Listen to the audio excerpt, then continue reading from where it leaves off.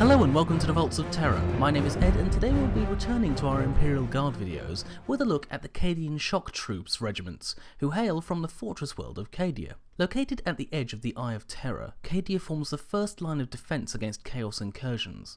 Because of this, Cadia is one of the most strategically important planets in the galaxy, and its entire population is militarised in order to defend the planet against any Chaos incursions which may occur. Now, the Cadians are recruited from a young age, and Cadian children are taught to strip, assemble and shoot a lasgun before they are taught how to write. Every Cadian teenager is inducted into the youth armies, organised into White Shield platoons, and trained at a castellum, one of the fortresses of the Imperial Guard on that world. These youth armies fight mock battles against each other in the Cadian wilderness. The best of these cadets are selected for special training and join the Kaskin Stormtroopers. Additionally, 1 in 10 Cadian soldiers, regardless of their ability or achievements, is inducted into the Cadian Interior Guard, their PDF, i.e. the Planetary Defence Force. This means that the Cadian Interior Guard has some of the strongest guardsmen of the Cadian Imperial Guard Regiment as a member of their forces, meaning that their Planetary Defence Force is some of the strongest in the Imperium, and it needs to be if it has to defend itself against Chaos attacks. Now, Cadian training emphasises above all discipline. With every challenge, success is only possible when a team operates efficiently together, be that a squad or a platoon. As such, Cadian regiments tend to have a higher number of veterans than other regiments because their soldiers are more used to following orders, are more able to follow orders efficiently, and are able to carry out those orders with a greater degree of success than many other Imperial Guard regiments. Cadian nobles are raised from birth to be officers and are trained in the diktats of the Tactica Imperium to become excellent tacticians and strategists. Those who show leadership abilities in their stint as a White Shield can also be transferred to one of the Cadia's renowned officer training corps and receive their education on the front lines. Now, the equipment of the Cadians is synonymous with the equipment of many Imperial Guard regiments. It's a heavily industrialised and militarised planet, so Cadia is able to supply their shock troopers with the finest equipment available. The uniforms are camouflaged to suit the various terrains found in the Cadian wilderness. The stock of lasguns supplied to the Cadian shock troopers is noted for its robustness compared to other lasgun marks. The standard Cadian helmet and rebreather also allow shock troops to withstand poison and gas attacks, as well as plague weapons, and permit limited operation within an airless environment. Cadian pattern grenade launchers are used throughout the Imperium as the standard pattern, and are the preferred support squad weapon of the Cadian infantry, a 20-round drum-fed weapon with a considerable recoil.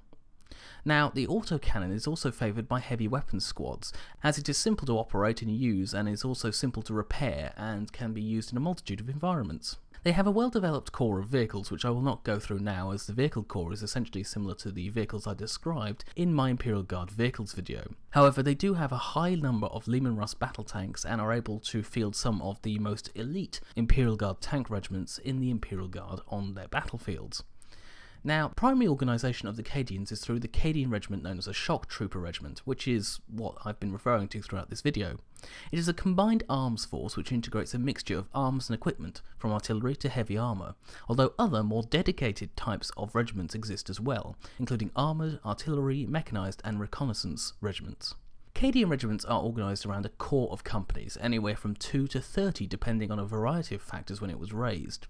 Infantry companies, normally between 1 or 400 men each, are led by a command squad and consist of between 2 and 6 platoons, as well as any additional support units.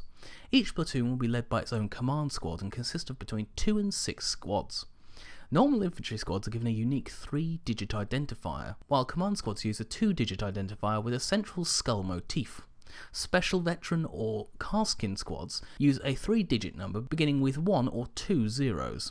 In some infantry regiments, the heavy weapons and infantry are segregated, in which case every 4th company is a dedicated heavy weapons company, while in others they are intermixed, such as 1 heavy weapons platoon per company or 1 heavy weapons squad per platoon.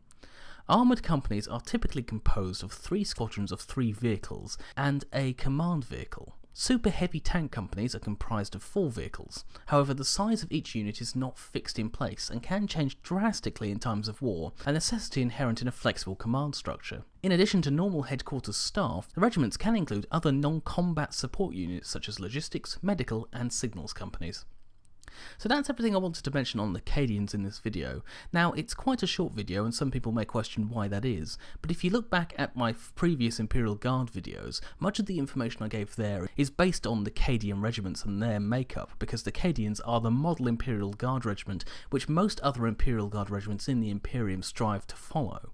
And so if you do have any questions related to that, do have a look at those videos. So I hope you enjoyed that video. If you have any questions or comments, please leave them in the comments section below. If you'd like to ask me a question specifically, you can send me a personal message, or you can go to the Vox Relay, which is the Vaults of Terra forum, linked in the description below. There you can find a lot of information relating to previous videos, any corrections that people have made, and also you can ask any questions that you think are relevant relating to this video or any other video that you've seen on the Vaults of Terra. So that's everything I was going to say in the video today. I hope to see you next time on the Vaults of Terra.